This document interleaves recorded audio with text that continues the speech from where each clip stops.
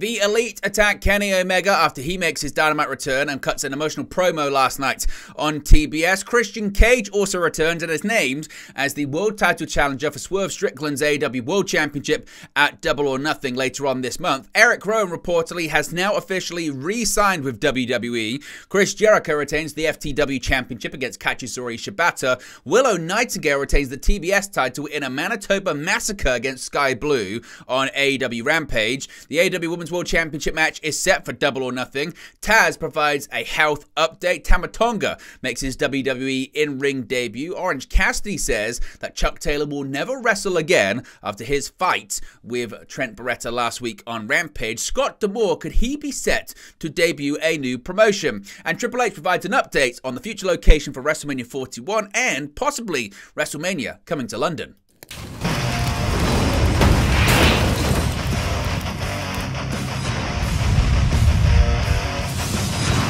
Hey guys, welcome back to Wrestling News 365. Hope everyone is doing very well. As always, plenty of news stories to get into in the world of professional wrestling. Let's start off talking about Kenny Omega. He made his return last night on AEW Dynamite, and he was attacked by his former brethren of the Elite. Now, in his first appearance on AEW Dynamite since December of last year, Winnipeg's hometown hero Kenny Omega detailed his struggles with diverticulitis, up to and including doctors telling him that he was staring down the barrel of a colostomy bag at best, and way too close for comfort to flat out dying at the worst when he was diagnosed at the time. And while the cleaner stated that he'd love to mix it up right now if it were up to him, he admitted that doctors told him that any blunt force trauma to his abdomen could be catastrophic. Enter the Elite, who clearly cared not about their former comrade. The familiar sound of the coins hitting the floor hit first, with longtime Omega nemesis Kazuchika Okada entering the ring and inciting a stare down for the ages with Omega, asking for a few months so they could run back their legendary New Japan Pro Wrestling feud under the AEW umbrella just as soon as possible. But Okada hesitated and walked away, leading to an assault from Jack Perry and the Young Bucks that culminated in an EVP trigger. As the beatdown ensued, FTR hit the ring to prevent any further damage, but eventually, once Kenny Omega was wheeled to the back on a gurney, about to be loaded into an ambulance, the Elite struck again, tossing Omega from the gurney and onto the cement floor as a distraught Dax Harwood looked on.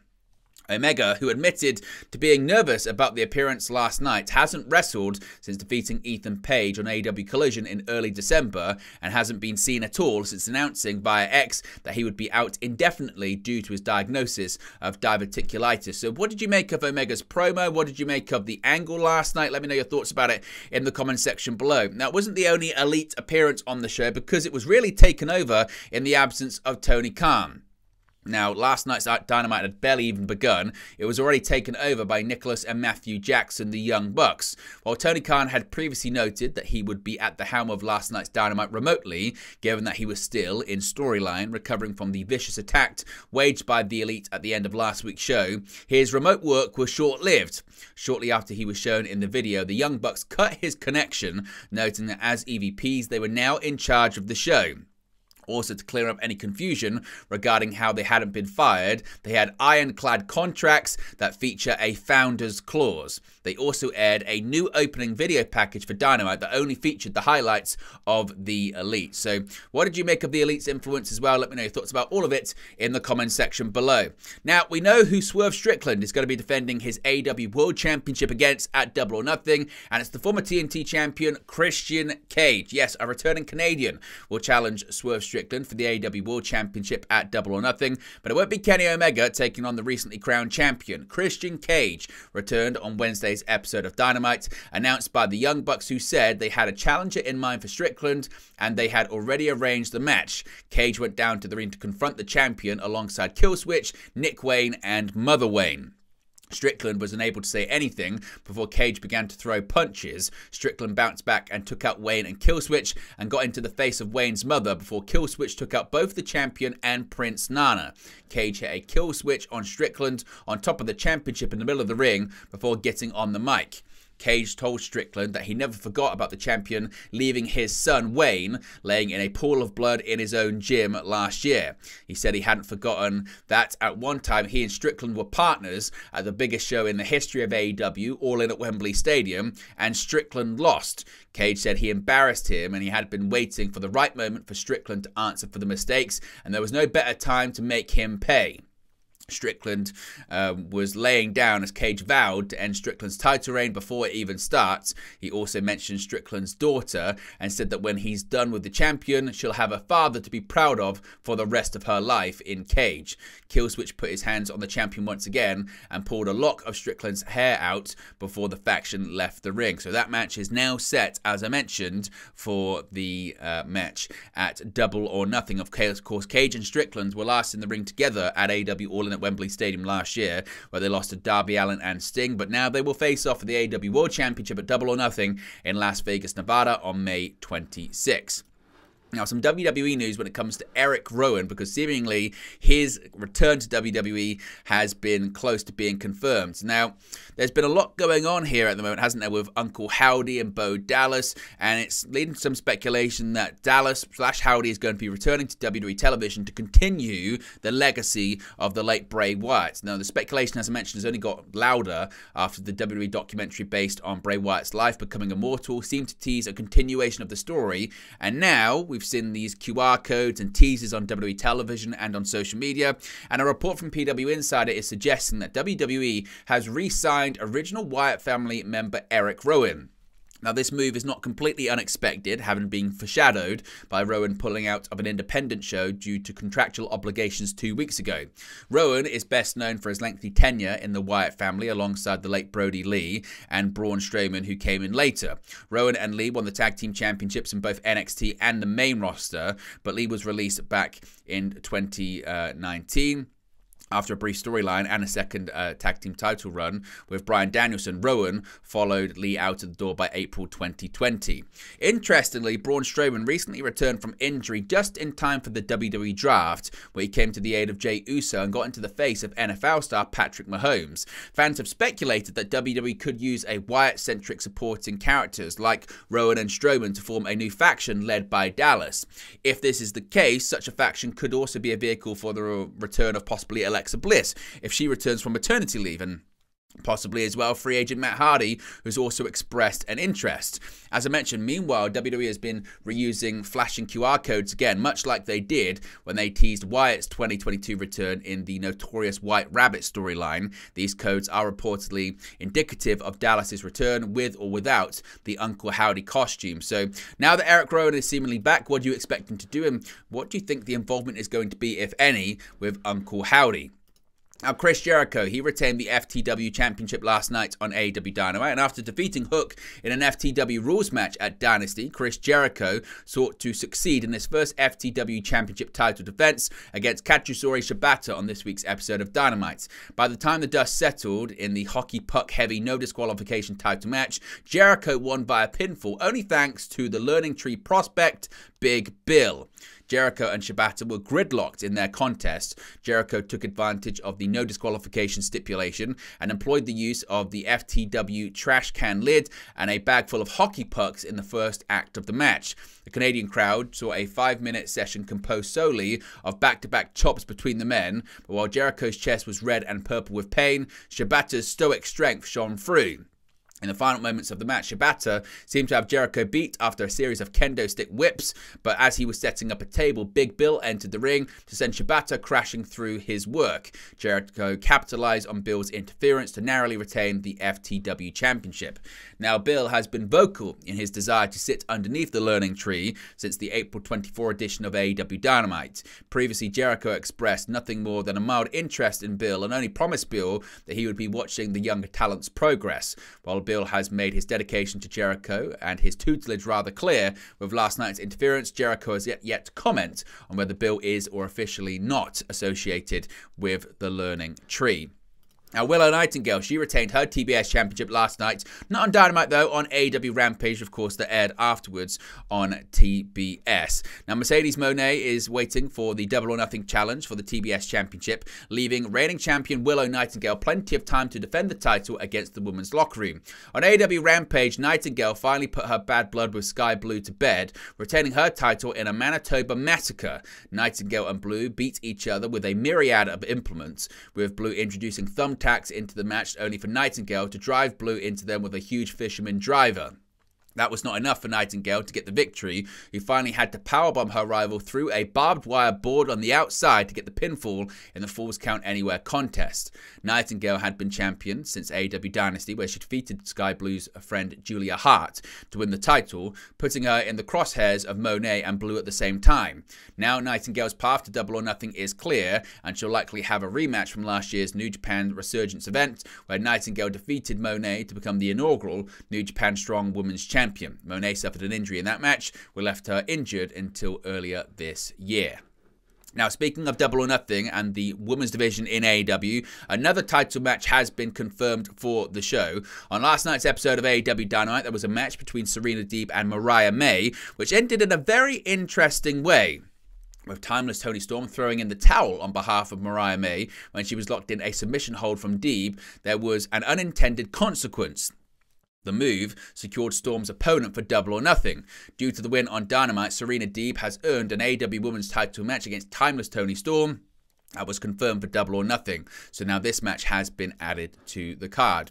Now, we got a bit of a health update on Taz. If you recall a couple of weeks ago on Dynamite where Taz took a bit of a spill in the ring, commentary mentioned that he had a series of knee problems that he was looking to get fixed. And Taz has actually opened up on this in a post yesterday on social media.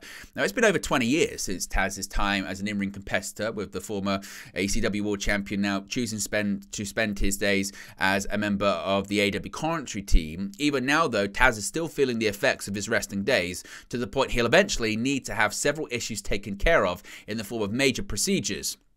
On Wednesday afternoon, Taz posted about a recent meeting he had with a highly acclaimed orthopedic surgeon over his knee, explaining that he had been in pain over the last several years. Taz stated that a series of x-rays and tests revealed that he would need knee replacement surgery on both of his knees and shoulder replacement surgery on both of his shoulders as well.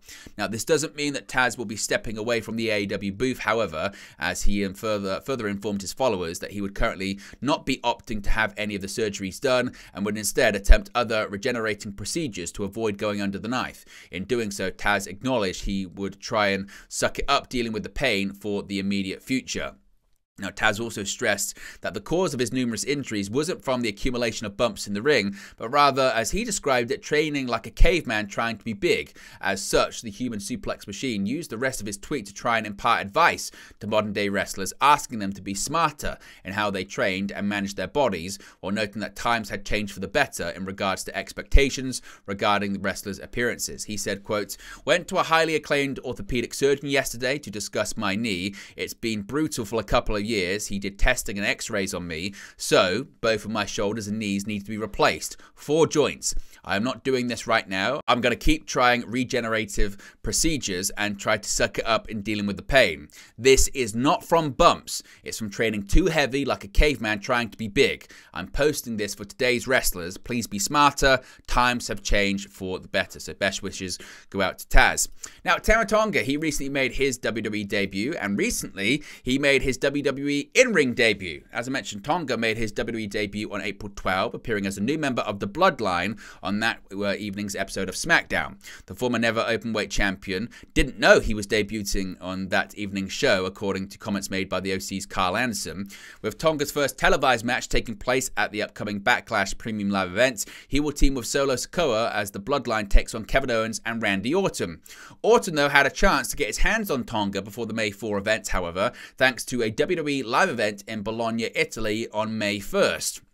On that show, Orton teamed with LA Knight to take on Solo Sikoa and Tama Tonga in the recent signing's first match with the company. The Bloodline would be victorious, however, but that didn't stop Orton from getting a parting shot in, as can be seen on social media. Thanks to footage shared, Orton made his return to the ring and dropped Tonga with an RKO. Now, this was a bit of interesting news from Orange Cassidy last night on Dynamite, and we'll wait and see if we get any more details on it. But he says that one AEW star will never wrestle again. In an in-ring segment, Orange Cassidy came into the ring and revealed that because of what happened during the parking lot fight between Chuck Taylor and Trent Beretta, Cassidy has been told Taylor will never wrestle again.